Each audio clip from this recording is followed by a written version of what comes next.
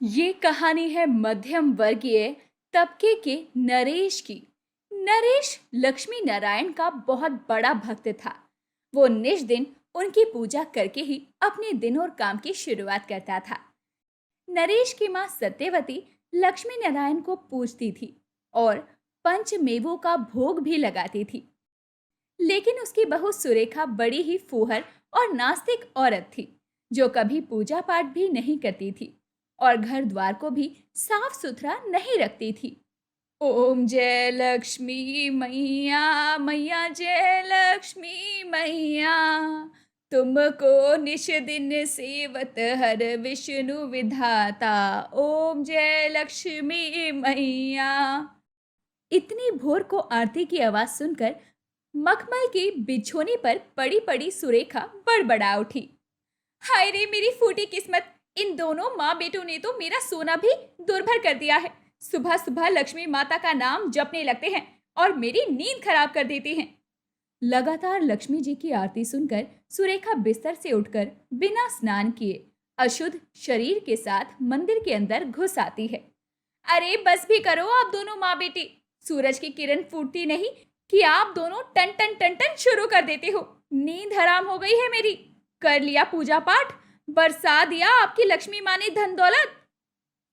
सुरेखा बहू, मैंने तुझे कितनी बार कहा है, सवेरे सवेरे कलेश नहीं करते। घर में आई हुई लक्ष्मी भी चली जाती है। घर की बहू स्वयं लक्ष्मी जी का रूप होती है। इसीलिए अपने मुंह से अच्छी अच्छी बातें निकाला कर, ताकि अच्छा हो। अपनी लक्ष्मी भक्त सास की बातें सुनकर नास्तिक सुरेखा लालच की इच्छा से मांगती हुई बोलती है। अगर ऐसा है तो फिर ठीक है। हे लक्ष्मी मैया, मुझे 1 करोड़ रुपए दे दो।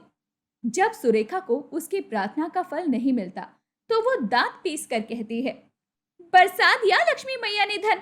देखो देखो माँ जी, मांगने से कुछ नहीं मिलता, मेहनत की कमाई से सब आता है। तो फिर हम अपनी कमाई में से क्यों फल खीर मिठाई का भोग भगवान को लगाएं?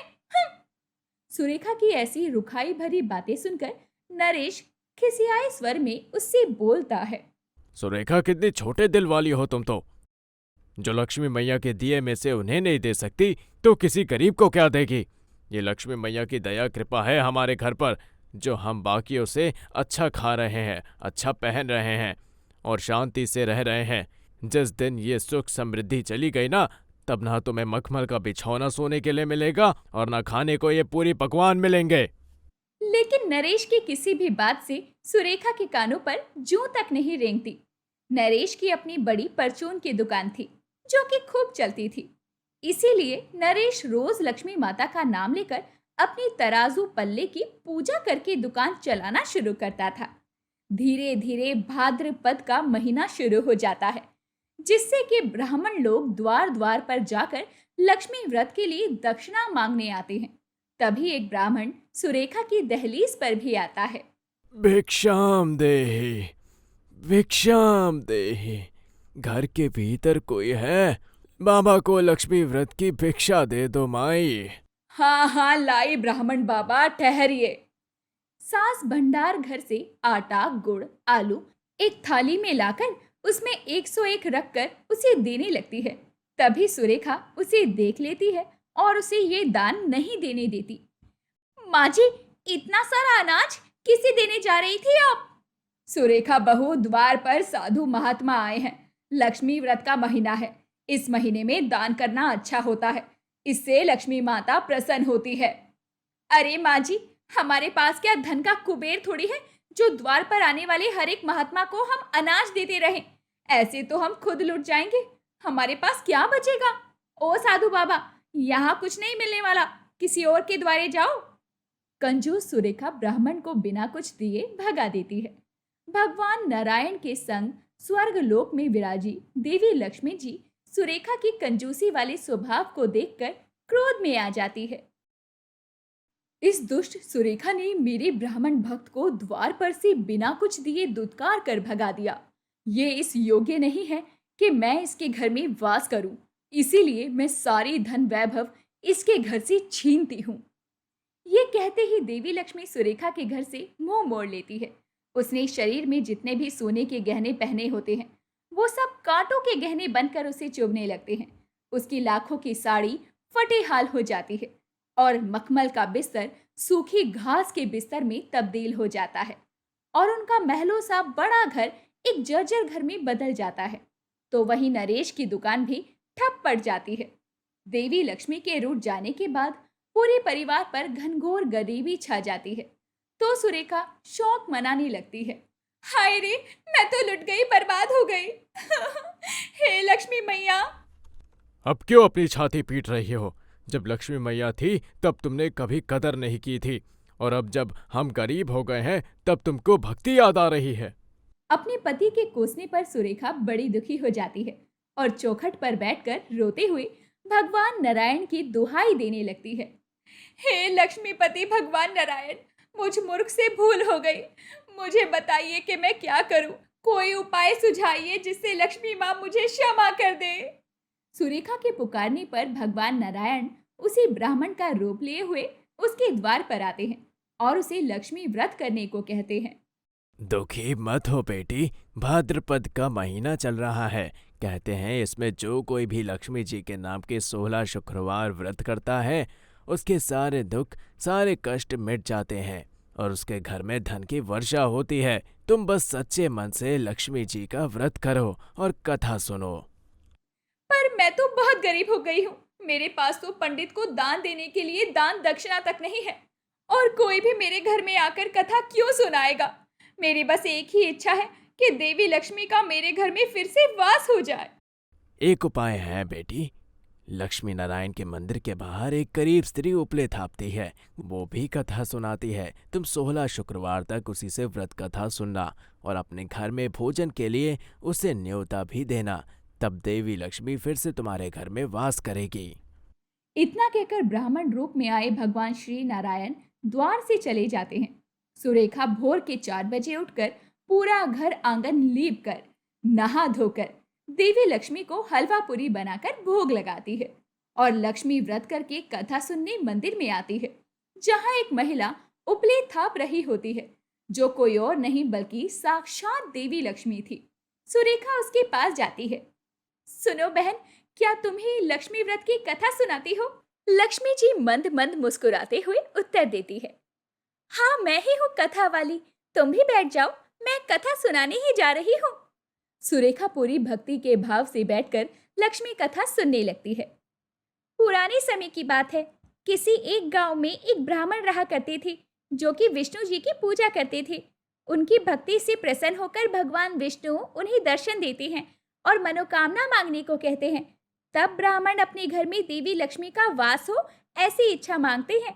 तब भगवान विष्णु कहते हैं कि मंदिर के बाहर एक महिला उपले थाप रही है, वो देवी लक्ष्मी का ही रूप है। उसे जाकर अपने घर में भोजन करवाओ और उसे निमंत्रण दो कि वो घर आकर भोजन करे। तब मैं भी तुम्हारे घर आऊंगा और फिर तुम्हारे घर में देवी लक्ष्मी का वास होगा। तब भगवान लक्ष्मी नारायण एक साथ ब्राह्मण के घर में आकर भोज करते हैं और देवी लक्ष्मी ब्राह्मण के घर में वास करती है। कथा पूरी होने के बाद सुरेखा अपने घर लौट आती है। ऐसे ही गुजरते सप्ताहों के साथ उसके 16 शुक्रवार के लक्ष्मी व्रत पूर्ण हो जाते हैं। उस ब्राह्मण ने कहा था कि जब 16 शुक्रवार के व्रत पूरे हो जाएंगे तब मैं अपने घर में भोजन करवाऊं, लेकिन मेरे घर में तो अन्न का एक दाना भी नहीं है। मैं लक्ष्मी नारायण को क्या खिलाऊंगी? ये कहते हुए सुरेखा की आंखों से झरझर आंसू बहने लगते हैं। तब उसकी सास सत्यवती कहती है, बहू, देवी लक्ष्मी बहुत ही कृपालु और दानी है। तू उन्हें अपने घर पर बुला। जिस प्रकार लक्ष्मी मैया ने तेरे व्रत पूर्ण करवाए हैं, ये भोजन भी पूर्ण होगा। धीरज धर। जी माँ जी। सुरेखा उस गरीबी के अभाव में भी सबको भोग पर निमंत्रण देती है। पूरा का पूरा गांव खाने के लिए जुट जाता है, जिसे देखकर सुरेखा दुविधा में आ जाती है। माँ जी, पूरी की पूरी भीड़ दावत के लिए इकट्ठा हो गई है। इतने छोटे से घर में इन्हें कहाँ बैठाऊंगी, क्या खिलाऊंगी? अभी मेरी माता लक्ष्मी भी नहीं आई है। तभी लक्ष्मी माँ और भगवान नारायण भी साधारण इंसान का रूप लेकर उसके घर में आते हैं। जैसे ही वो दहलीज के अंदर कदम रखती है तो घर की रौनक बदल जाती है। घर का सीमित आकार बढ़कर बहुत बड़ा हो जाता है। सब लोग आरामदायक तरीके से बैठ जाते हैं। तभी देवी लक्ष्मी दरी पर बैठ जाती है और सुरेखा को देखते हुए मुस्कुराकर भोजन मांगती है। जाओ भोजन ले आओ सुरेखा, सब भूखे हैं। उस अनदेखी महिला को अपना नाम पुकारते देखकर सुरेखा आश्चर्य में आ जाती है और भंडार घर के अंदर जाती है, जहां वो देखती है कि बहुत सारा खाना, खीर, पूरी, सब्जी, मिठाई बनकर तैयार रखा था। ये भोजन ये यहाँ कैसे आया? घर में तो कुछ भी नहीं था। जरूर मेरे घर में मेरी माता लक्ष्मी वापस आ गई। तभी महालक्ष्मी सुरेखा के सामने प्रकट हो जाती है। सुरेखा अपने आंसुओं से माता लक्ष्मी के पैर धोने लगती है। मैं जानती थी माँ, मैं जानती थी मेरी माँ लक्ष्मी जरूर आएगी। अपनी बच्ची को अपनी भूलों के लिए क्षमा कर दीजिए। सुरेखा, तुमने सच्चे मन से मेरा व्रत किया, कथा भी सुनी और दावत भी रखवाई। इसीलिए मैं तुम्हारे घर में फिर से वास करूंगी और जो कोई भी मेरे नाम का लक्ष्मी व्रत करेगा, मैं उसके घर को धन धान्य से भर दूंगी। ये कहते हुए देवी लक्ष्मी अपने दाहिने हाथ से सोने के सिक्के, रुपए, हीरे जवाहरात बरसाने लगती है, जिसके बाद वो ओझल हो जाती है। सुरेखा सभी को भोजन करवाती है। दर्शकों, भगवान अपने भक्त को उसकी भक्ति का फल अवश्य देते हैं और जो कोई भी पूरे निष्ठा से अपने घर आंगन को साफ सुथरा लीप कर शुक्रवार के दिन लक्ष्मी व्रत करता है, लक्ष्मी जी उनके घर में वास अवश्य करती है। ये कहानी है मध्यम वर्गीय तबके के नरेश की। नरेश लक्ष्मी नारायण का बहुत बड़ा भक्त था। वो निज दिन उनकी पूजा करके ही अपने दिन और काम की शुरुआत करता था। नरेश की माँ सत्यवती लक्ष्मी नारायण को पूजती थी और पंचमेवों का भोग भी लगाती थी। लेकिन उसकी बहू सुरेखा बड़ी ही फूहर और नास्तिक औरत थी, जो कभी पूजा पाठ भी नहीं करती थी और घर द्वार को भी साफ सुथरा नहीं रखती थी। ओम जय लक्ष्मी मैया, मैया जय लक्ष्मी मैया, तुमको निश दिन सेवत हर विष्णु विधाता। ओम जय लक्ष्मी मैया। इतनी भोर को आरती की आवाज सुनकर मखमल के बिछोने पर पड़ी पड़ी सुरेखा बड़बड़ा उठी। हाय रे मेरी फूटी किस्मत, इन दोनों माँ बेटों ने तो मेरा सोना भी दुर्भर कर दिया है। सुबह सुबह लक्ष्मी माता का नाम जपने लगते हैं और मेरी नींद खराब कर देते हैं। लगातार लक्ष्मी जी की आरती सुनकर सुरेखा बिस्तर से उठकर बिना स्नान किए अशुद्ध शरीर के साथ मंदिर के अंदर घुस आती है। अरे बस भी करो आप दोनों माँ बेटी, सूरज की किरण फूटती नहीं कि आप दोनों टन टन टन टन शुरू कर देते हो। नींद हराम हो गई है मेरी। कर लिया पूजा पाठ, बरसा दिया आपकी लक्ष्मी माँ ने धन दौलत। सुरेखा बहू, मैंने तुझे कितनी बार कहा है, सवेरे सवेरे कलेश नहीं करते। घर में आई हुई लक्ष्मी भी चली जाती है। घर की बहू स्वयं लक्ष्मी जी का रूप होती है। इसीलिए अपने मुंह से अच्छी अच्छी बातें निकाला कर, ताकि अच्छा हो। अपनी लक्ष्मी भक्त सास की बातें सुनकर नास्तिक सुरेखा लालच की इच्छा से मांगते हुए बोलती है। अगर ऐसा है तो फिर ठीक है। हे लक्ष्मी मैया, मुझे 1 करोड़ रुपए दे दो। जब सुरेखा को उसकी प्रार्थना का फल नहीं मिलता तो वो दांत पीस कर कहती है, बरसा दिया लक्ष्मी मैया ने धन। देखो देखो माँ जी, मांगने से कुछ नहीं मिलता, मेहनत की कमाई से सब आता है। तो फिर हम अपनी कमाई में से क्यों फल, खीर, मिठाई का भोग भगवान को लगाएं? सुरेखा की ऐसी रुखाई भरी बातें सुनकर नरेश खिसियाए स्वर में उससे बोलता है।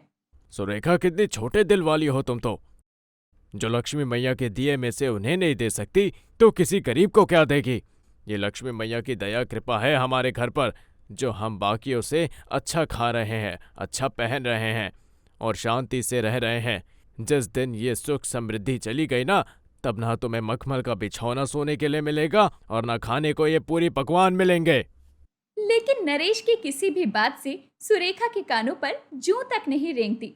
नरेश की अपनी बड़ी परचून की दुकान थी, जो कि खूब चलती थी। इसीलिए नरेश रोज लक्ष्मी माता का नाम लेकर अपनी तराजू पल्ले की पूजा करके दुकान चलाना शुरू करता था। धीरे धीरे भाद्रपद का महीना शुरू हो जाता है, जिससे कि ब्राह्मण लोग द्वार द्वार पर जाकर लक्ष्मी व्रत के लिए दक्षिणा मांगने आते हैं। तभी एक ब्राह्मण सुरेखा की दहलीज पर भी आता है। भिक्षाम देहि, भिक्षाम देहि, घर के भीतर कोई है? बाबा को लक्ष्मी व्रत की भिक्षा दे दो माई। हाँ हाँ लाई ब्राह्मण बाबा, ठहरिए। सास भंडार घर से आटा, गुड़, आलू एक थाली में लाकर उसमें 101 रखकर उसे देने लगती है। तभी सुरेखा उसे देख लेती है और उसे ये दान नहीं देने देती। माँ जी, इतना सारा अनाज किसे देने जा रही थी आप? सुरेखा बहू, द्वार पर साधु महात्मा आए हैं। लक्ष्मी व्रत का महीना है। इस महीने में दान करना अच्छा होता है। इससे लक्ष्मी माता प्रसन्न होती है। अरे माँ जी, हमारे पास क्या धन का कुबेर थोड़ी है जो द्वार पर आने वाले हर एक महात्मा को हम अनाज देते रहें। ऐसे तो हम खुद लुट जाएंगे। हमारे पास क्या बचेगा? ओ साधु बाबा, यहाँ कुछ नहीं मिलने वाला, किसी और के द्वारे जाओ।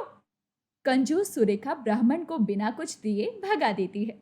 भगवान नारायण के संग स्वर्ग लोक में विराजी देवी लक्ष्मी जी सुरेखा की कंजूसी वाले स्वभाव को देखकर क्रोध में आ जाती है। इस दुष्ट सुरेखा ने मेरे ब्राह्मण भक्त को द्वार पर से बिना कुछ दिए दुत्कार कर भगा दिया। ये इस योग्य नहीं है कि मैं इसके घर में वास करूं। इसीलिए मैं सारी धन वैभव इसके घर से छीनती हूँ। ये कहते ही देवी लक्ष्मी सुरेखा के घर से मुंह मोड़ लेती है। उसने शरीर में जितने भी सोने के गहने पहने होते हैं वो सब कांटों के गहने बनकर उसे चुभने लगते हैं। उसकी लाखों की साड़ी फटे हाल हो जाती है और मखमल का बिस्तर सूखी घास के बिस्तर में तब्दील हो जाता है और उनका महलों सा बड़ा घर एक जर्जर घर में बदल जाता है। तो वहीं नरेश की दुकान भी ठप पड़ जाती है। देवी लक्ष्मी के रूठ जाने के बाद पूरे परिवार पर घनघोर गरीबी छा जाती है। तो सुरेखा शौक मनाने लगती है। हाय रे, मैं तो लुट गई, बर्बाद हो गई। हे लक्ष्मी मैया। अब क्यों अपनी छाती पीट रही हो?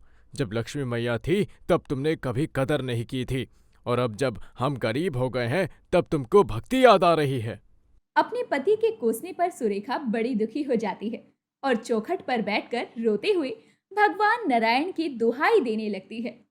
हे लक्ष्मीपति भगवान नारायण, मुझ मूर्ख से भूल हो गई। मुझे बताइए कि मैं क्या करूं।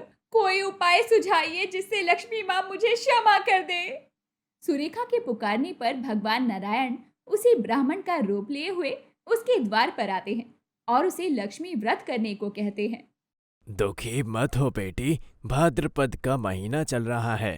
कहते हैं इसमें जो कोई भी लक्ष्मी जी के नाम के 16 शुक्रवार व्रत करता है उसके सारे दुख, सारे कष्ट मिट जाते हैं और उसके घर में धन की वर्षा होती है। तुम बस सच्चे मन से लक्ष्मी जी का व्रत करो और कथा सुनो।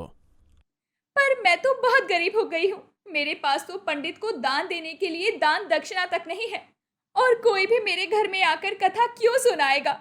मेरी बस एक ही इच्छा है कि देवी लक्ष्मी का मेरे घर में फिर से वास हो जाए। एक उपाय है बेटी। लक्ष्मी नारायण के मंदिर के बाहर एक गरीब स्त्री उपले थापती है, वो भी कथा सुनाती है। तुम 16 शुक्रवार तक उसी से व्रत कथा सुनना और अपने घर में भोजन के लिए उसे न्योता भी देना। तब देवी लक्ष्मी फिर से तुम्हारे घर में वास करेगी। इतना कहकर ब्राह्मण रूप में आए भगवान श्री नारायण द्वार से चले जाते हैं। सुरेखा भोर के 4 बजे उठकर पूरा घर आंगन लीप कर नहा धोकर देवी लक्ष्मी को हलवा पूरी बनाकर भोग लगाती है और लक्ष्मी व्रत करके कथा सुनने मंदिर में आती है, जहां एक महिला उपले थाप रही होती है, जो कोई और नहीं बल्कि साक्षात देवी लक्ष्मी थी। सुरेखा उसके पास जाती है। सुनो बहन, क्या तुम ही लक्ष्मी व्रत की कथा सुनाती हो? लक्ष्मी जी मंद मंद मुस्कुराते हुए उत्तर देती है। हाँ, मैं ही हूँ कथा वाली। तुम भी बैठ जाओ, मैं कथा सुनाने ही जा रही हूँ।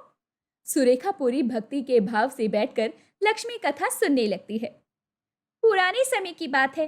किसी एक गांव में एक ब्राह्मण रहा करते थे जो कि विष्णु जी की पूजा करते थे। उनकी भक्ति से प्रसन्न होकर भगवान विष्णु उन्हें दर्शन देते हैं और मनोकामना मांगने को कहते हैं। तब ब्राह्मण अपने घर में देवी लक्ष्मी का वास हो ऐसी इच्छा मांगते हैं। तब भगवान विष्णु कहते हैं कि मंदिर के बाहर एक महिला उपले थाप रही है, वो देवी लक्ष्मी का ही रूप है। उसे जाकर अपने घर में भोजन करवाओ और उसे निमंत्रण दो कि वो घर आकर भोजन करे। तब मैं भी तुम्हारे घर आऊंगा और फिर तुम्हारे घर में देवी लक्ष्मी का वास होगा। तब भगवान लक्ष्मी नारायण एक साथ ब्राह्मण के घर में आकर भोज करते हैं और देवी लक्ष्मी ब्राह्मण के घर में वास करती है। कथा पूरी होने के बाद सुरेखा अपने घर लौट आती है। ऐसे ही गुजरते सप्ताहों के साथ उसके 16 शुक्रवार के लक्ष्मी व्रत पूर्ण हो जाते हैं। उस ब्राह्मण ने कहा था कि जब 16 शुक्रवार के व्रत पूरे हो जाएंगे तब मैं अपने घर में भोजन करवाऊं, लेकिन मेरे घर में तो अन्न का एक दाना भी नहीं है। मैं लक्ष्मी नारायण को क्या खिलाऊंगी? ये कहते हुए सुरेखा की आंखों से झरझर आंसू बहने लगते हैं।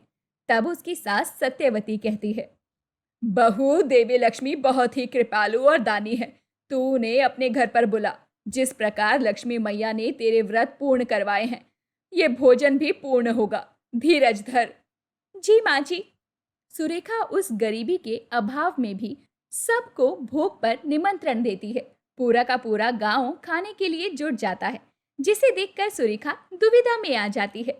माँ जी, पूरी की पूरी भीड़ दावत के लिए इकट्ठा हो गई है। इतने छोटे से घर में इन्हें कहाँ बैठाऊंगी, क्या खिलाऊंगी? अभी मेरी माता लक्ष्मी भी नहीं आई है। तभी लक्ष्मी माँ और भगवान नारायण भी साधारण इंसान का रूप लेकर उसके घर में आते हैं। जैसे ही वो दहलीज के अंदर कदम रखती है तो घर की रौनक बदल जाती है। घर का सीमित आकार बढ़कर बहुत बड़ा हो जाता है। सब लोग आरामदायक तरीके से बैठ जाते हैं। तभी देवी लक्ष्मी दरी पर बैठ जाती है और सुरेखा को देखते हुए मुस्कुराकर भोजन मांगती है। जाओ भोजन ले आओ सुरेखा, सब भूखे हैं। उस अनदेखी महिला को अपना नाम पुकारते देखकर सुरेखा आश्चर्य में आ जाती है और भंडार घर के अंदर जाती है, जहां वो देखती है कि बहुत सारा खाना, खीर, पूरी, सब्जी, मिठाई बनकर तैयार रखा था। ये भोजन, ये यहाँ कैसे आया? घर में तो कुछ भी नहीं था। जरूर मेरे घर में मेरी माता लक्ष्मी वापस आ गई। तभी महालक्ष्मी सुरेखा के सामने प्रकट हो जाती है। सुरेखा अपने आंसुओं से माता लक्ष्मी के पैर धोने लगती है। मैं जानती थी माँ, मैं जानती थी मेरी माँ लक्ष्मी जरूर आएगी। अपनी बच्ची को अपनी भूलों के लिए क्षमा कर दीजिए। सुरेखा, तुमने सच्चे मन से मेरा व्रत किया, कथा भी सुनी और दावत भी रखवाई। इसीलिए मैं तुम्हारे घर में फिर से वास करूंगी और जो कोई भी मेरे नाम का लक्ष्मी व्रत करेगा, मैं उसके घर को धन धान्य से भर दूंगी। ये कहते हुए देवी लक्ष्मी अपने दाहिने हाथ से सोने के सिक्के, रुपए, हीरे जवाहरात बरसाने लगती है, जिसके बाद वो ओझल हो जाती है। सुरेखा सभी को भोजन करवाती है। दर्शकों, भगवान अपने भक्त को उसकी भक्ति का फल अवश्य देते हैं और जो कोई भी पूरे निष्ठा से अपने घर आंगन को साफ सुथरा लीप कर शुक्रवार के दिन लक्ष्मी व्रत करता है, लक्ष्मी जी उनके घर में वास अवश्य करती है।